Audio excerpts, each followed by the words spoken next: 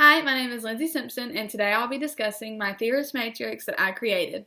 So the Theorist Matrix that I created includes 5 theorists that combine to create my classroom pedagogy of constructivism for classroom learning and intrinsic and extrinsic motivation combined for my classroom management. So I chose Jean Piaget, Lev Vygotsky, Maria Montessori, Erik Erikson, and B.F. Skinner for my 5 theorists that I'm going to be discussing. And I chose Piaget, Erikson, and Montessori as my constructivist approach to learning, and Vygotsky and Skinner for my classroom management. While Vygotsky has constructivist viewpoints, I would mostly use his theories for classroom management and for student behavior. So the first one I'll be discussing is Piaget. So he has schema theory and the 4 stages of cognitive development that he talks about most. And so schema theory is something that I would really like to include in my classroom because it discusses how students can learn more than what you can teach them because they are able to make connections in their schema and in their brains that I may not have thought of myself. So I would like to include centers and things like that students can learn from, that they can create their own meaning from. This is self-motivated, so there's intrinsic motivation involved in this, and an active classroom pedagogy where, students can learn and discover things at a pace that is comfortable for them.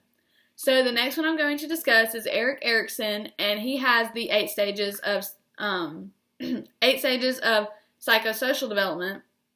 And so I believe that including Erikson's stages in the classroom, because they span across the lifespan, is important because we need to know which stages our students are in to know what they need as a positive reinforcer for them. So initiative versus guilt, if they're in that stage, a positive reinforcer for that could be, including decisions in the classroom daily where they're comfortable making decisions and they're motivated to make decisions for themselves.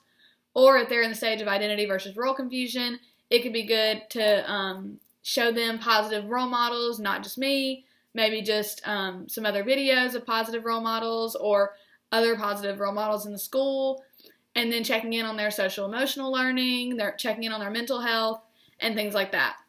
So I think that's important to include. And one of the other ways that I would include it is, encouraging student autonomy with decision making. So that's another part of the constructivist approach. The next theorist that I'm going to discuss is Maria Montessori. So I would include Montessori's clean and simple approach to learning. Her classrooms are always very calm and sensory sensitive in the learning environment. So they were always very neutral. And that's something that I would like to include in my classrooms. And just creating an intentional space. So there is a purpose for every single thing in the room. Is something that Montessori really wanted to emphasize, is that everything in the classroom had a purpose and everything in the classroom can be used for students pretty much.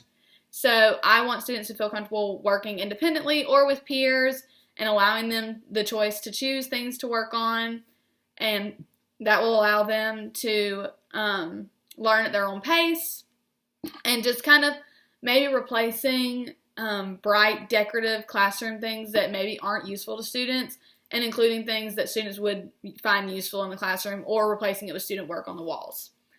And so now I'm going to be discussing how B.F. Skinner and Vygotsky both combined to create my classroom management. So Vygotsky I would use more so as how the more knowledgeable other is able to teach a less knowledgeable other. So instead of it just being me, the teacher, to teach students 100% of the time, allowing other students to peer tutor, allowing other students that are more skilled in a concept to teach the other children something. And I think that is important to include in classroom management.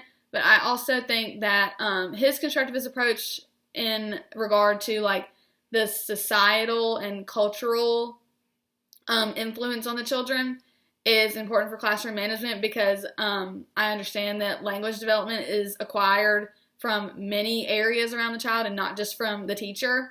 So I would like to be a influence on the students with language development and allowing them to develop with their classmates, so just learning from one another. And I also believe that his zone of proximal development would be good to include in a classroom constructivist approach, because it discusses like knowing where your students are and knowing how something can be too hard or too easy for your students. And then B.F. Skinner's approach, I would utilize his operant conditioning approach. I would utilize mainly for positive reinforcement, because that is shown to be the most effective with children. And I would mostly use it through classroom coupons, for students meeting a goal, giving them kindness tickets for them to use for something later on, just a small extrinsic motivator for students, or like a token economy in a classroom for students doing a kind act, using call and responses to get the students quiet. And so I just think that including all of these things together would create my classroom pedagogy of a constructivist approach to learning and an extrinsic and intrinsic combination for classroom management. Thank you.